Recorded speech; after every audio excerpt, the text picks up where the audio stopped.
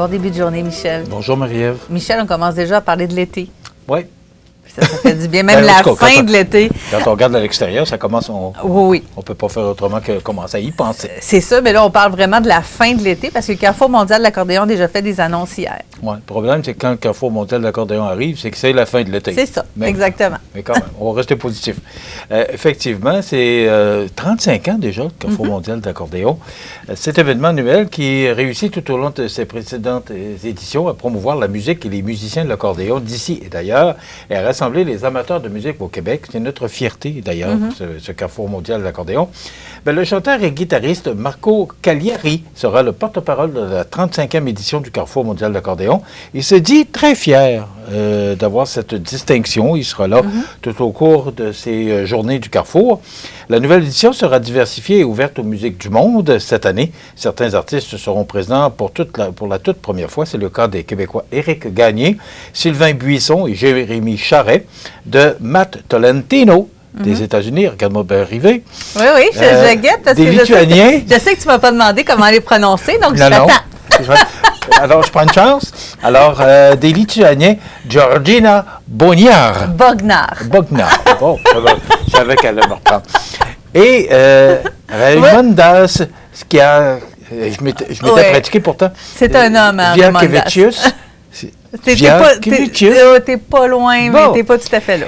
Et le trio Lobelia de France. Oui, ça c'est bon, Lobelia, oui.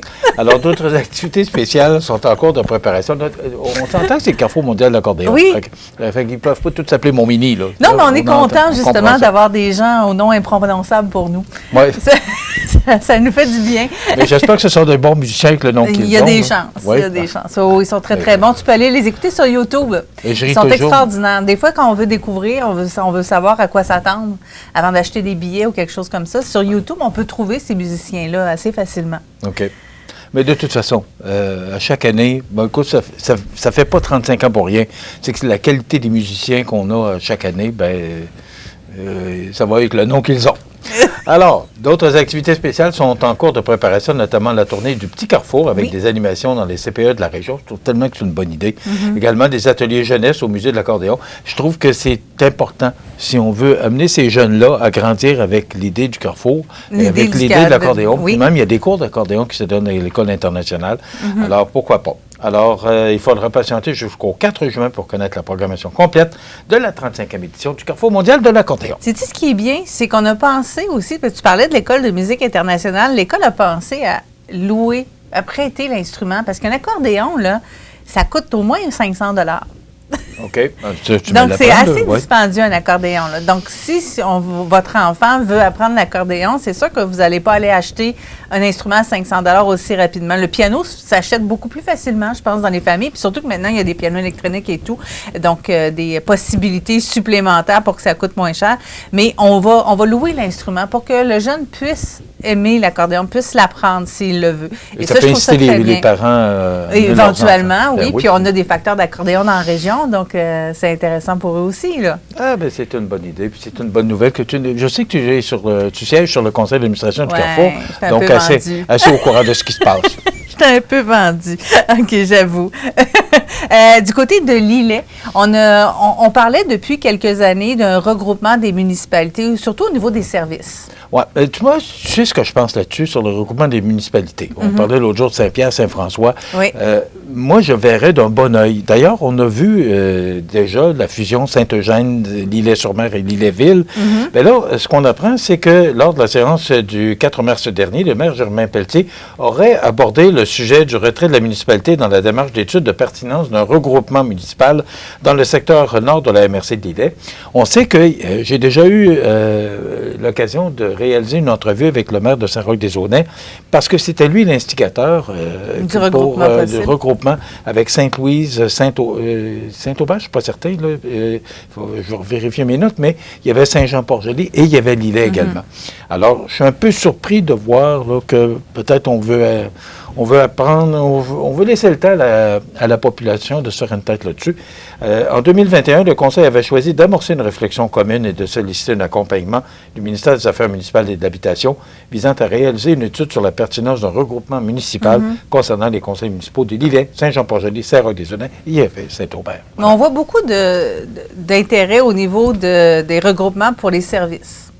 Peut-être pas des fusions complètes de municipalités, mais on voit beaucoup de regroupements de services parce qu'on sait que c'est difficile de trouver des directeurs généraux, c'est difficile de trouver des employés. Donc, si on regroupe les services, ça permet d'avoir un directeur général pour 1, 2, 3 municipalités, comme on le fait dans la région Rivière-Ouelle, Saint-Pascal, le Kamouraska.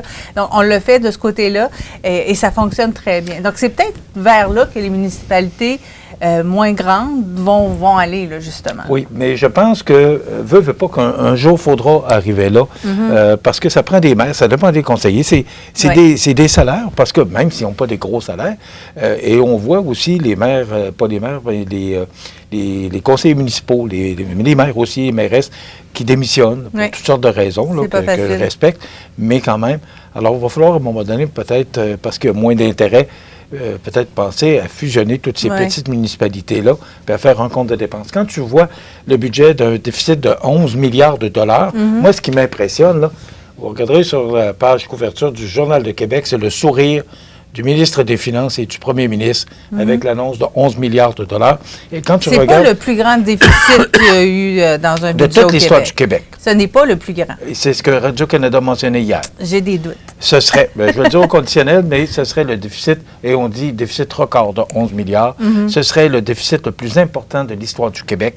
C'est pas moi qui le dis. Oui, 11 milliards, mais si on le met au pourcentage, puis qu'on l'évalue avec les autres provinces, on n'est pas les plus endettés encore. Mais ça, moi, me comparer aux autres, Marie-Ève, moi, j'embarque pas là-dedans. OK? Moi, c'est mon Québec qui m'intéresse. Et on n'est pas, nous autres, on ne paye pas de l'impôt pour l'Ontario, puis on paye de l'impôt pour le Québec. Et on a de moins en moins de services, et ça coûte de plus en plus cher, puis on se ramasse avec des résultats comme ça. C'est pas Jojo ce matin, parce qu'à un moment donné, on va passer à la caisse. Oui, c'est sûr que c'est nous autres qui allons payer, encore une fois. C'est toujours ça. Et regarde les déficits provinciaux et regarde les déficits fédéraux. Mais il faut penser aux gens, nos jeunes qui nous suivent. Là, un jour, la carte de crédit, il va falloir la payer. En tout cas, je te remercie, Michel. On n'a plus le temps, malheureusement.